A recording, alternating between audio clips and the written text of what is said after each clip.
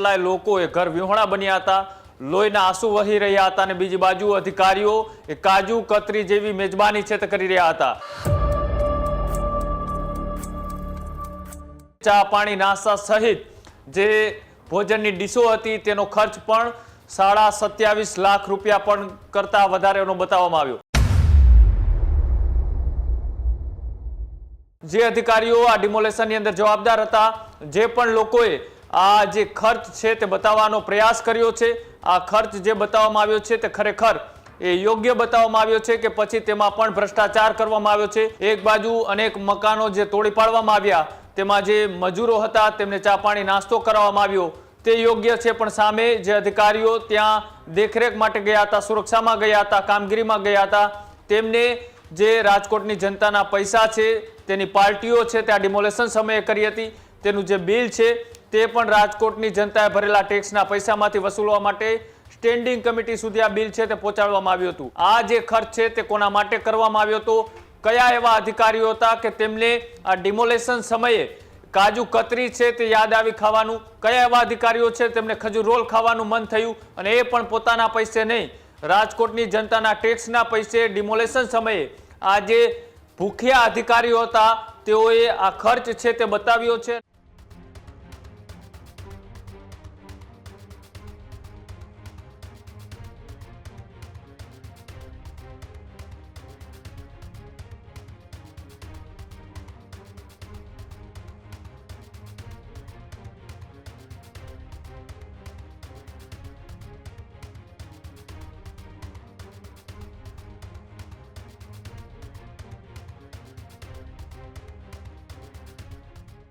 રાજકોટમાં થોડા મહિનાઓ પહેલા જંગલેશ્વર ડિમોલેશન કર્યું હતું।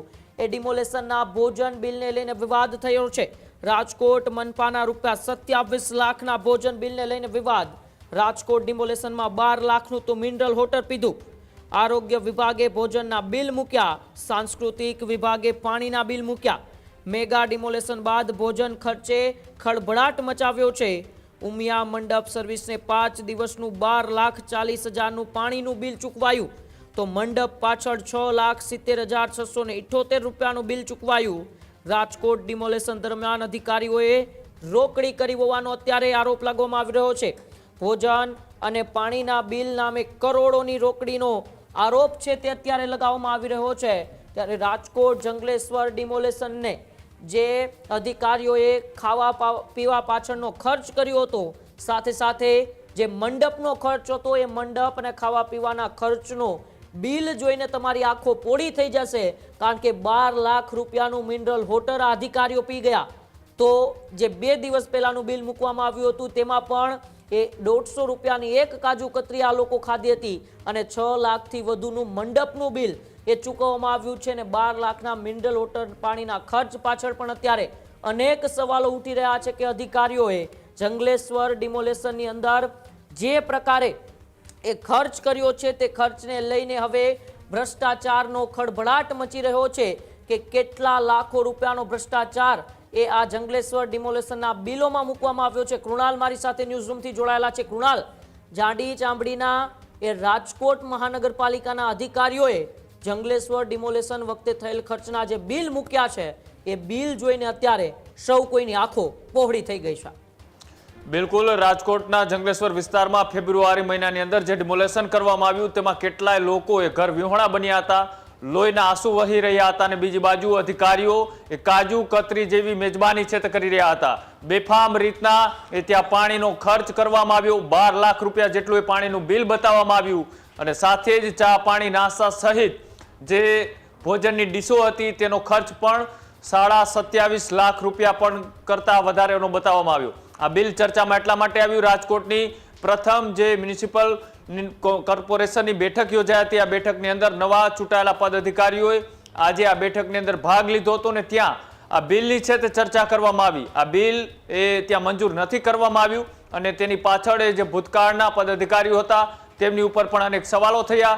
જે અધિકારીઓ આ ડિમોલેશનની અંદર જવાબદાર હતા, જે પણ લોકોએ આ જે ખર્ચ છે તે બતાવવાનો પ્રયાસ કર્યો છે, આ ખર્ચ જે બતાવવામાં આવ્યો છે તે ખરેખર એ યોગ્ય બતાવવામાં આવ્યો છે કે પછી તેમાં પણ ભ્રષ્ટાચાર કરવામાં આવ્યો છે તેવા પણ સવાલો ઉઠ્યા હતા। એક બાજુ જંગલેશ્વરની અંદર કેટલાક લોકોએ ઘર વિહોણા થયા હતા, તેમને બીજો આવાસ આપવાની માંગ ઉઠી હતી ને તેની વચ્ચે અધિકારીઓ ત્યાં ડિમોલેશન કરવા ગયા હતા કે પછી નાસ્તા પાર્ટી કરવા ગયા હતા, તેને લઈ પણ સવાલો ઉઠી રહ્યા છે. એક બાજુ અનેક મકાનો જે તોડી પાડવામાં આવ્યા, તેમાં જે મજૂરો હતા તેમને ચા પાણી નાસ્તો કરાવવામાં આવ્યો, તે યોગ્ય છે, પણ સામે જે અધિકારીઓ ત્યાં દેખરેખ માટે ગયા હતા, સુરક્ષામાં ગયા હતા, કામગીરીમાં ગયા હતા, તેમને જે રાજકોટની જનતાના પૈસા છે, તેની પાર્ટીઓ છે ત્યાં ડિમોલેશન સમયે કરી હતી, તેનું જે બિલ છે તે પણ રાજકોટની જનતાએ ભરેલા ટેક્સના પૈસામાંથી વસૂલવા માટે સ્ટેન્ડિંગ કમિટી સુધી આ બિલ છે તે પહોંચાડવામાં આવ્યું હતું. આ બિલની અંદર જે આંકડાઓ સામે આવ્યા છે એ આંકડાઓની વાત કરીએ તો 1800 નંગ જે ચા હતી તેનો ખર્ચ એ બતાવવામાં આવ્યો છે 37,800. ફરી એક વખત 1800 નંગ એ ચા બતાવવામાં આવી, તેનો પણ ખર્ચ બતાવવામાં આવ્યો 37,800. સાથે જ 8,750 નંગ ચા અને બિસ્કિટ એ ખર્ચ તરીકે બતાવવામાં આવ્યા, તેનો ખર્ચ 2,19,000 રૂપિયા બતાવવામાં આવ્યો. સાથે જ 5,500 નંગ ફરી એક વખત એ ચા અને બિસ્કિટનો ખર્ચ બતાવવામાં આવ્યો, તેનો ખર્ચની રકમ લખવામાં આવી છે 1,24,600 રૂપિયા. અને સાથે જ જેનાથી આ વિવાદ એ ખૂબ ચર્ચાઓમાં આવ્યો છે અને તેના જ કારણે આ વિવાદ આટલો વકર્યો છે તે છે 150 નંગ કાજુ કતરી, ખજૂર રોલ, ખમણ, સમોસા અને ચા કોફી.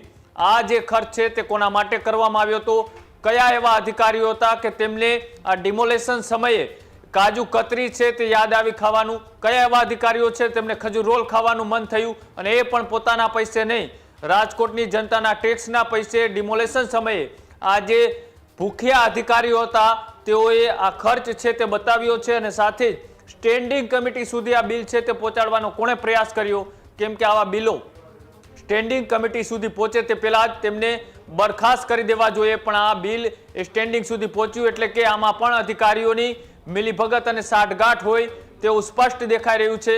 અને સાથે જ આજે કુલ ખર્ચ 27,20,944 રૂપિયા જે બતાવવામાં આવ્યો છે, સાથે જ 12 લાખ રૂપિયા જેટલુંનું એ આ પાણી છે તે અધિકારીઓ પી ચૂક્યા છે. એટલે કે આ તમામ ખર્ચ જે બતાવવામાં આવ્યો છે તેમાં સ્પષ્ટ ભ્રષ્ટાચારની ક્યાંક ને ક્યાંક ગંધ આવી રહી હોય તેવું પણ લાગી રહ્યું છે. જે પણ જૂના સ્ટેન્ડિંગ કમિટીના ચેરમેન કે પછી જે તે સમયના અધિકારીઓ જવાબદાર હતા ડિમોલેશન સમયના, એ તમામની સામે અત્યારે સવાલો ઉઠી રહ્યા છે કે શું આ રીતના એક બાજુ ડિમોલેશન સમયે તેના વિસ્તારના લોકોના મકાન પડી રહ્યા હતા, લોકો ઘર વિહોણા થઈ રહ્યા હતા, ત્યારે આવા અધિકારીઓએ કાજુ કતરી જેવા ભોજનો છે તે તેઓને પીરસાવવામાં આવ્યા હતા, તેઓએ તે ભોજન લીધું હતું અને તેના જ કારણે અત્યારે રાજકોટની અંદર આ મુદ્દો અત્યારે ખૂબ સંવેદનશીલ બન્યો છે.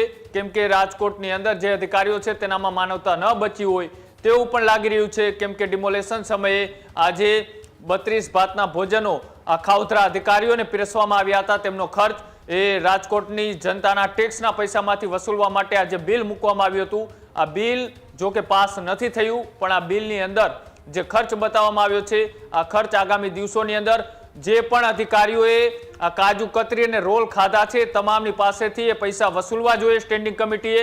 અને જે આ ખર્ચ બતાવવામાં આવ્યો છે એ ક્યાંથી વસ્તુ લાવવામાં આવી હતી, તે જે શોપ છે, જે દુકાનો છે તેની પણ અધિકારીઓ સાથે મિલીભગત છે કે કેમ, ત્યાં પણ લાગવગ શાહી રાખવામાં આવી છે. કોઈ ચોક્કસ દુકાનોમાંથી આ તમામ વસ્તુ મંગાવવામાં આવી છે કે કેમ, તેની પણ તપાસ છે તે સ્ટેન્ડિંગ કમિટીએ કરવી જોઈએ. જી બિલકુલ, આભાર કૃણાલ અમારી સાથે જોડાવા બદલ અને માહિતી બદલ. ખેડૂત ભાઈઓ છે ખેતરમાં ડ્રોન ઉડાવતા હોય છે ત્યારે આપણે એક પ્રશ્ન સતાવતો હોય છે કે જે આપણે અત્યાર સુધી જીપીએસ ટેકનોલોજી વાળા ડ્રોન વાપર્યા છે, જેથી કરીને મોબાઈલ ટાવર છે અથવા તો હાઈ ટેન્શન લાઈન પસાર થતી હોય, કોઈ વૃક્ષો હોય, ત્યારે જે જીપીએસ ટેકનોલોજી વાળા ડ્રોન છે એમાં ટકરાય અને ટ્રેસ થાય છે. પણ એગ્રીવન લાવ્યું છે GNSS ટેકનોલોજી ડ્રોન, જેથી કરીને એ ડ્રોન છે એ કોઈ જગ્યાએ ટકરાય નહીં, પોતાની રીતે જ ડિસિઝન લે છે અને મૂવ થઈ જાય છે, જેથી કરીને GNSS ટેકનોલોજી ડ્રોન છે એ વાપરવાનો આગ્રહ રાખો. અત્યારે જ ન્યૂઝરૂમ ગુજરાતની યુટ્યુબ ચેનલને સબસ્ક્રાઇબ કરો અને ઇન્સ્ટાગ્રામ અને ફેસબુક પર ફોલો કરો. અપડેટ રહો, સત્યની સાથે રહો.